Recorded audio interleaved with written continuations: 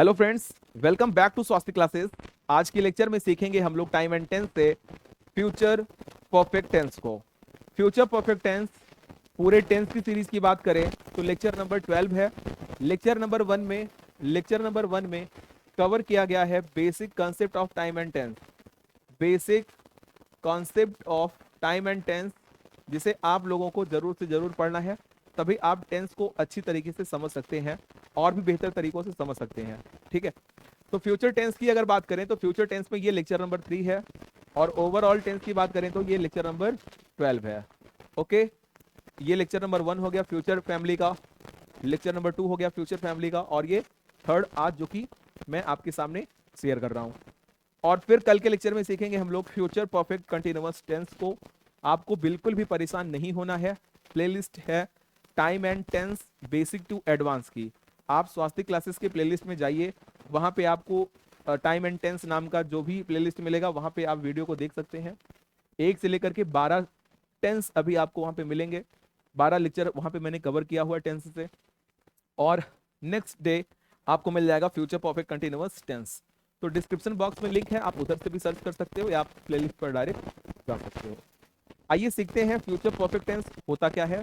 Future perfect tense में सबसे पहले हम रूल्स को कवर करेंगे, फॉर्मेशन देखेंगे किस तरीके से होता है, उनका स्ट्रक्चर कैसे होता है, कुछ एक्सरसाइज को सॉल्व करेंगे, और फिर लास्ट में देखेंगे एडवांस सेंटेंसेस को। एडवांस सेंटेंसेस को किस तरीके से बनाएंगे इसे हम सीखेंगे। आइए अपने मेन टॉपिक पर, जिसका नाम है फ्यूचर परफेक्ट टेंस। परफेक्ट का मतलब क्या होता है? पूर्ण। इसके पहले हमने प्रेजेंट में भी परफेक्ट टेंस पढ़ा है, पास्ट में भी पढ़ा है, अब फ्यूचर की बात होगी। ठीक है, तो फ्यूचर में किस तरीके से परफेक्ट टेंस को हम दिखाएंगे, तो देखिए आपके सामने क्या लिखा गया है, denotes an action. Future perfect tense क्या करता है? डिनोट्स एन एक्शन, एक एक्शन को डिनोट करता है, which happen in future and will be completed by a certain time in future. मतलब क्या हुआ? विच हैपन इन फ्यूचर, जो कि फ्यूचर में क्या होगा?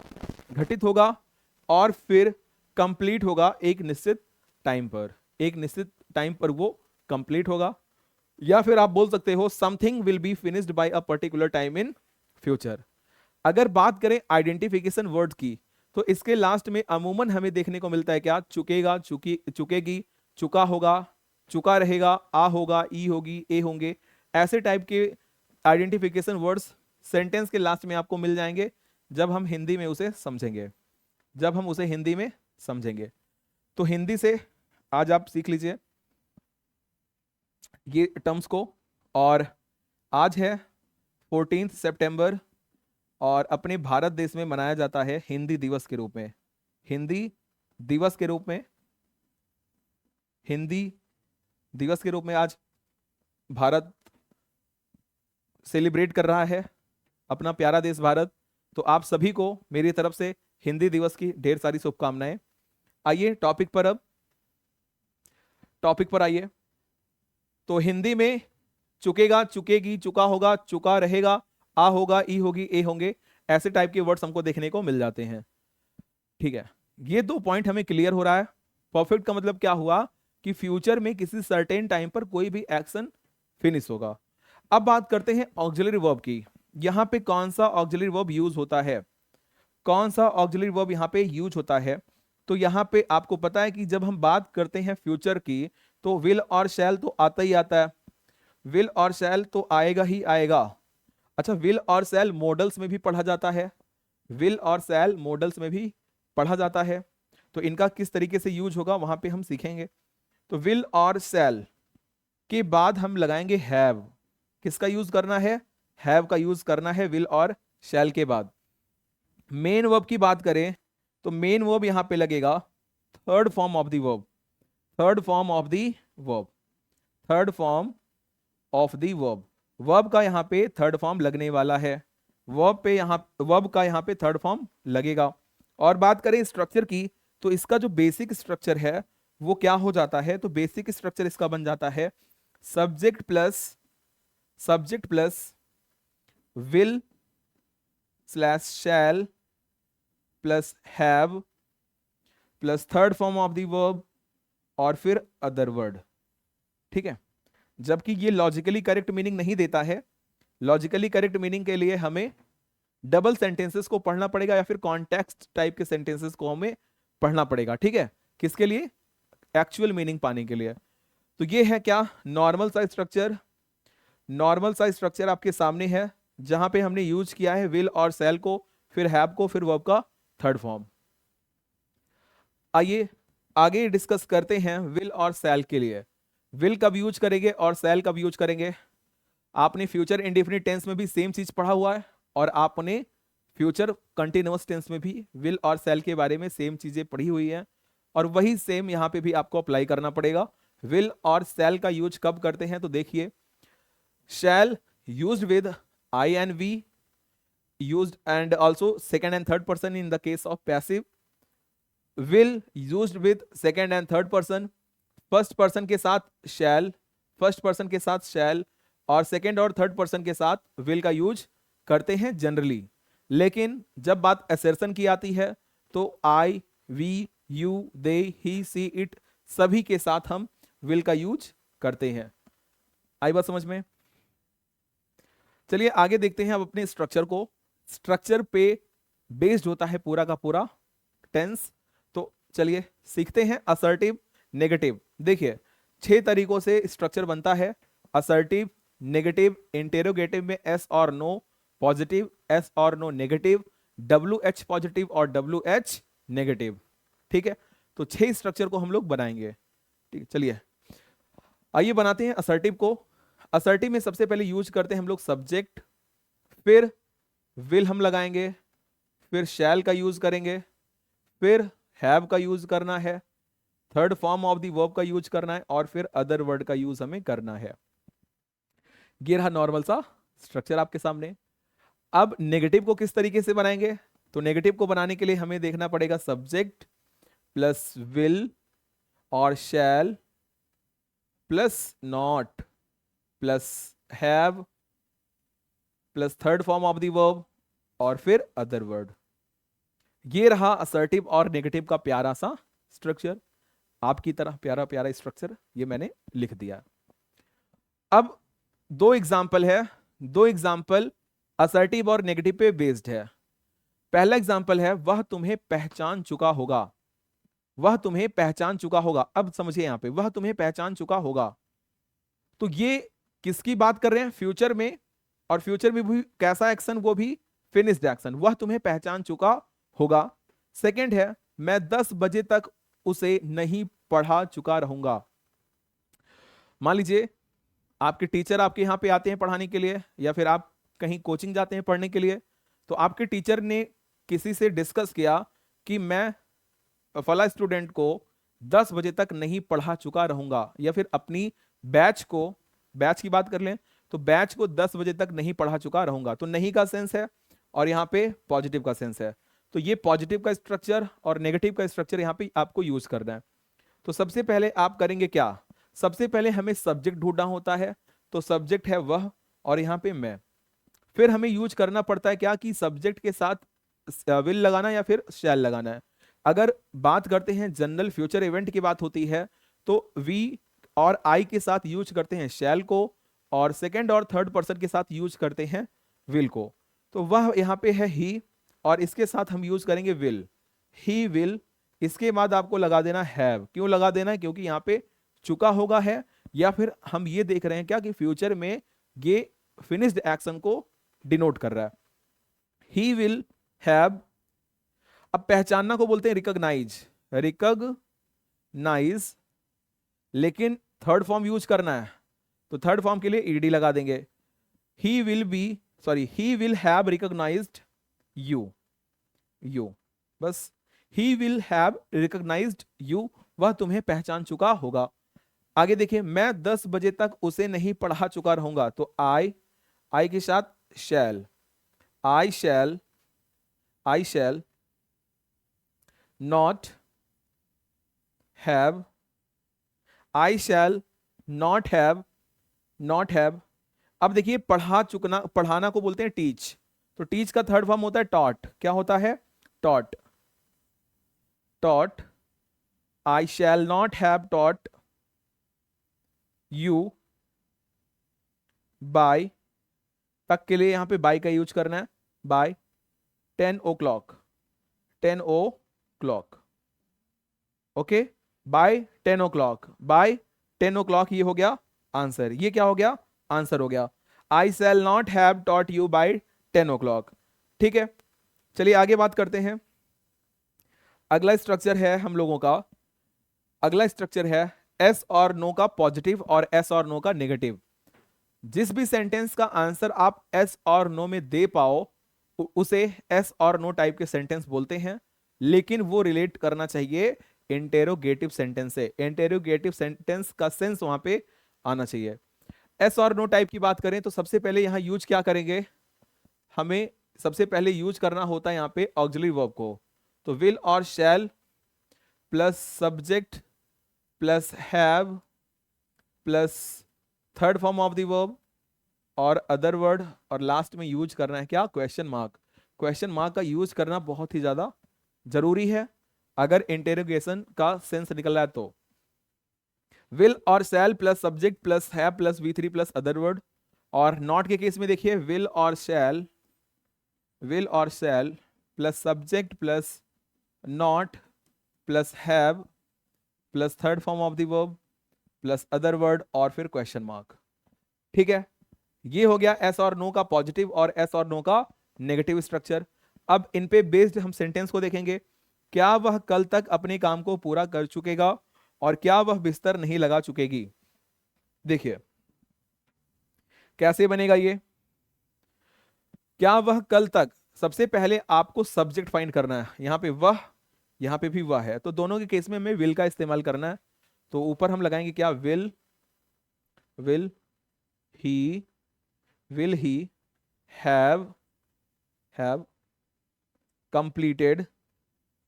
completed his work by tomorrow। Will he have completed his work by tomorrow, और last में हमें क्वेश्चन मार्क का इस्तेमाल करना है। ठीक है, ये नहीं भूलना है। क्या वह बिस्तर नहीं लगा चुकेगी, तो यहां पे यूज करेंगे will she not have made the bed, question mark. Make the bed या मेड द बेड मतलब क्या होता है, बिस्तर लगाना। तो will see not have made the bed, और पहले का क्या हो जाएगा, will he have completed his work by tomorrow. All right, तो ये दो सेंटेंस है एस और नो टाइप से रिलेटेड, पॉजिटिव और नेगेटिव सेंस वाले। अगला सेंटेंस है बच्चा अपना WH, अगला स्ट्रक्चर है WH फैमिली का। तो WH फैमिली में पॉजिटिव और नेगेटिव इन दो सेंस का इस्तेमाल हम करते हैं। ठीक है, तो WH पॉजिटिव का देखो, सबसे पहले आपको यूज करना पड़ता है WH फैमिली प्लस विल और shall plus subject plus have plus third form of the verb और फिर अदर वर्ड, और लास्ट में क्वेश्चन मार्क का इस्तेमाल करना है। ठीक है, चलिए आगे देखिए। WH negative, WH type plus will और shall plus subject plus not plus have plus third form of the verb plus other word और फिर लास्ट में क्वेश्चन मार्क। ये सभी स्ट्रक्चर आप लोगों को तैयार हो चुके होंगे, है ना।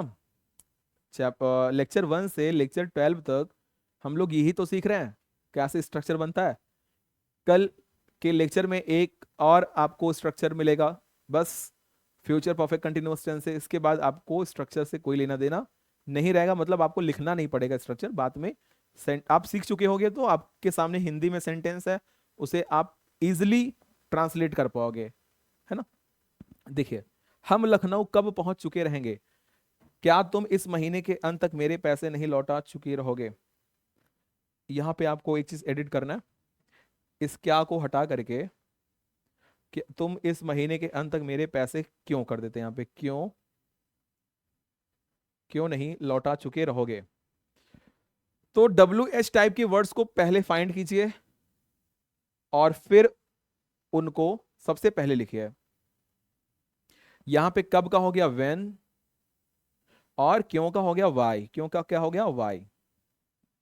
अब देखिए सब्जेक्ट पे फोकस कीजिए, हम और तुम। तो हम लखनऊ कब पहुंच चुके रहेंगे? तो आई और वी के साथ शैल लगता है, तो यहां पे शैल लगा दो, शैल वेन शैल आई, तो वेन शैल आई हैव, पहुंचना को बोलते हैं रीच्ड टू लखनऊ, या रीच लखनऊ भी आप कर सकते हो। When shall I have reached Lucknow, या फिर रीच टू लखनऊ। तुम इस महीने के अंत तक मेरे पैसे क्यों नहीं लौटा चुके रहोगे? तो will why will you not have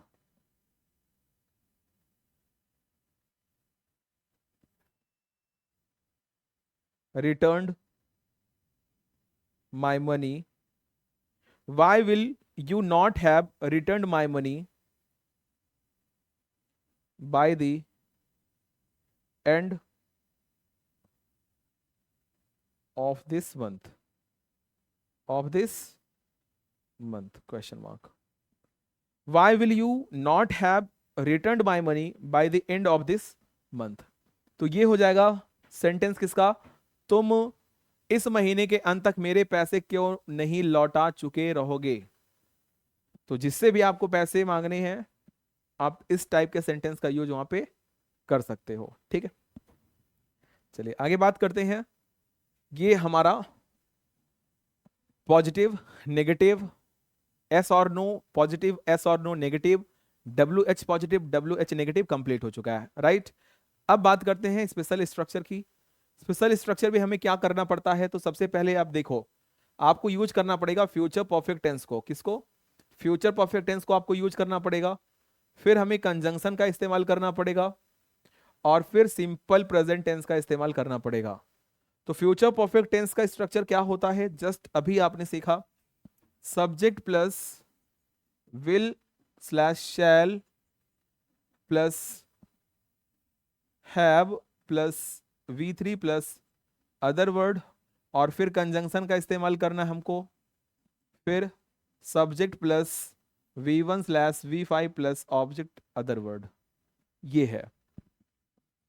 अब देखिए, सिंपल प्रेजेंट के पहले कंजंक्शन का इस्तेमाल करना है। तो डॉक्टर के आने के पहले रोगी मर चुका रहेगा, तो रोगी मर चुका रहेगा, इसे आपको बनाना है फ्यूचर परफेक्ट टेंस में। पहले कंजंक्शन हो गया और डॉक्टर के आने से ये क्या हो गया? डॉक्टर का आना हो गया क्या? Simple present. Simple present sir कैसे बनेगा? तो देखिए, सबसे पहले आपको क्या यूज करना है? Future perfect tense. The patient will have died. इसका मतलब क्या हुआ? The patient will have died. हमने फ्यूचर परफेक्ट टेंस में ये स्ट्रक्चर बना दिया है, the patient will have died. अब पहले को लिख दिया बिफोर डॉक्टर। अब डॉक्टर सिंगुलर है इसलिए कम्स हो जाएगा, V5 लगाएंगे, comes. Okay, question mark, sorry, full stop. The patient will have died before doctor comes. पिताजी के लौटने से पहले मैं अपना कार्य समाप्त कर चुका रहूंगा। कैसे बनेगा? तो देखिए, आई शैल कर लेते हैं। I shall have completed my work before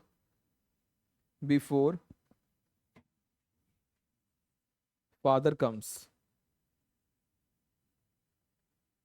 okay, before father comes. जब तुम वहां पहुंचोगे वह जा चुकेगा। तो देखिए, वह जा चुकेगा, इसको पहले बना लो, he will have gone. He will have gone when, जब का क्या हो गया? When you